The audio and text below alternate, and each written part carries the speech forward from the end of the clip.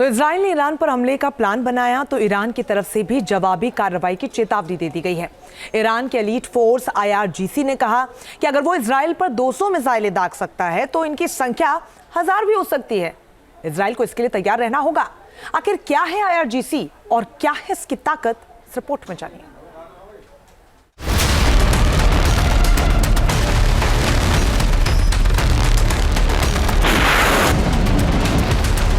उसके पास अपनी सेना है, उसके पास अपनी नौसेना है, उसके पास अपनी वायुसेना है, उसके पास खूंखार लड़ाकों की अपनी स्पेशल फोर्स है,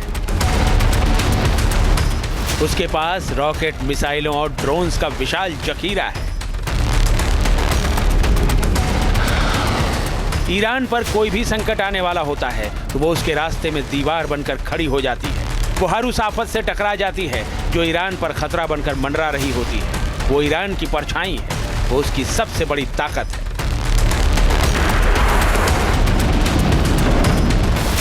एक अक्टूबर को इजराइल की धरती मिसाइल हमलों की धमक से थर्रा उठी थी। 30 मिनट में 200 मिसाइलों ने इजराइल की राजधानी तेल अवीव को दहला कर रख दिया था। ईरान ने इजराइल पर सबसे बड़ा बैलिस्टिक मिसाइल प्रहार किया था। इस हमले की जिम्मेदारी ईरान की elite force revolutionary guard corps ने ली थी, जिसने एक बार फिर इजराइल को मिसाइल हमले के लिए तैयार रहने की धमकी दी है। ईरान की एलीट फोर्स ने धमकाया, 1000 मिसाइलों का डर दिखाया।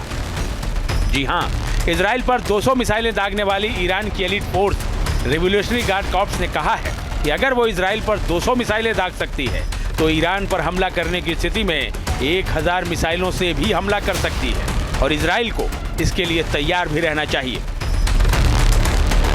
IRGC, Islamic revolutionary guard corps या IRGC ईरान के प्रमुख सैन्य बलों में से एक है, जिसकी अपनी सेना, नौसेना, वायुसेना और एक खुफिया शाखा है। 1979 में हुई IRGC की स्थापना। IRGC की स्थापना 1979 में इस्लामिक क्रांति के तुरंत बाद शिया मुस्लिम मौलवी शासन प्रणाली की रक्षा करने और नियमित सशस्त्र बलों को नियंत्रण में रखने के लिए की गई थी। IRGC को सिपाही पासदारन के नाम से भी जाना जाता है। खामेनेई को रिपोर्ट करती है IRGC। स्थापना के वक्त IRGC एक छोटी सेना थी, जिसमें पारंपरिक लड़ाके नहीं बल्कि वो लोग शामिल थे जो देश में इस्लामिक क्रांति चाहते थे। ईरान इससे पहले काफी आधुनिक देश हुआ करता था। ऐसे में इस्लामिक कानूनों का काफी विरोध भी हुआ। IRGC का मकसद इसी विरोध को खत्म करना। खुद को ईरानी कानून में वैध मान लिया गया, यहाँ तक कि उसे इतनी ताकत दे दी गई कि वो पॉलिटिकल और आर्थिक मामलों तक में दखल देने लगी। ये ट्रेडिशनल सेनाओं जैसी नहीं है, बल्कि ईरान की स्पेशल वैकल्पिक फोर्स है। दावा है कि IRGC के पास 1,90,000 एक्टिव सैनिक हैं। IRGC के पास अपनी सेना, नौसेना और वायुसेना है। ये ईरान का बैलिस्टिक मिसाइल और परमाणु कार्यक्रम भी चलाती है। IRGC सीधे ईरान के सुप्रीम लीडर अली खामेनेई को रिपोर्ट करती है। ये हिजबुल्लाह समेत मिडिल ईस्ट में कई आतंकी संगठनों को बनाने की जिम्मेदार है। IRGC के बैनर तले कई छोटे मोटे सैन्य गुट चलते हैं। इसमें बसजी का नाम अक्सर आता रहा है। ये एक पैरामिलिट्री फोर्स है जिसका काम तय है देश में सर्वोच्च लीडर के खिलाफ कोई भी प्रदर्शन सिर उठाए तो उसे कुचल देना। विदेश में भी ताकत बढ़ाने के लिए IRGC ने एक अलग फोर्स बना रखी है, जिसे कुद्स फोर्स कहते हैं। इसका काम लेबनान से इराक और सीरिया तक को साधना है। IRGC की लोकप्रियता और आयतुल्लाह खामेनेई के साथ इसके घनिष्ठ संबंधों ने इसे ईरानी राजनीति में एक प्रमुख खिलाड़ी बना दिया है। IRGC के कई पूर्व अधिकारी ईरान के राजनीतिक प्रतिष्ठानों में प्रमुख पदों पर काबिज हैं। यहाँ तक कि ईरान सरकार की कैबिनेट में भी कई अहम पदों पर बैठे हैं। ईरान और इजराइल के बीच इस समय तनाव चरम पर है। इजराइल ईरान के मिसाइल हमले का जवाब देने की तैयारी में है।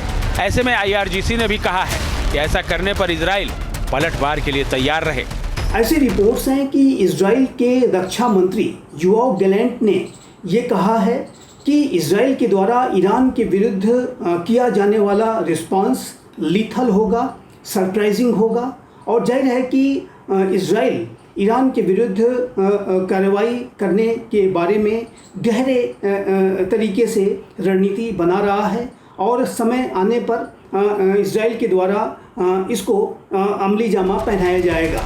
इजराइल के खिलाफ ऑपरेशन ट्रू प्रॉमिस और ऑपरेशन ट्रू प्रॉमिस 2 की पटकथा IRGC ने ही लिखी थी।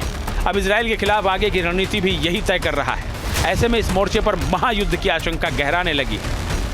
ईरान के विरुद्ध कोई ऐसी कार्रवाई की जाती है कि जिससे कि ईरान को भारी क्षति पहुंचे, ईरान के न्यूक्लियर इंस्टॉलेशंस को कोई क्षति पहुंचती है, ईरान के जो वाइटल ऑयल फैसिलिटीज़ पर कोई क्षति पहुंचती है, या ईरान में बड़ी संख्या में ह्यूमन कैजुअलिटीज़ होती हैं, तो ऐसे में जो ईरान के द्वारा इजराइल पर फिर कोई जवाबी कार्रवाई की जा सकती है और फिर ये जो स्थिति है ये दोनों राष्ट्रों के बीच में एक फुल ब्लोन वॉर की स्थिति में बदल सकती है और ये ऑल आउट वॉर में बदल सकता है। इसका युद्ध का जो रीजनल एस्केलेशन हो सकता है। पहले तेहरान में हमास चीफ हानिया की हत्या और फिर लेबनान में हिजबुल्लाह चीफ हसन नसरल्लाह के मारे जाने के बाद IRGC ने बदला लेने की बात कही थी। ऑपरेशन ट्रू प्रॉमिस 2 उसी की बानगी था। अब IRGC ने 1000 मिसाइल हमलों की धमकी देकर मिडिल ईस्ट में तनाव और बढ़ा दिया है। Team news nation. News nation अब व्हाट्सएप पर खबरों की ताजा अपडेट के लिए न्यूज़ नेशन के इस QR कोड को स्कैन करें।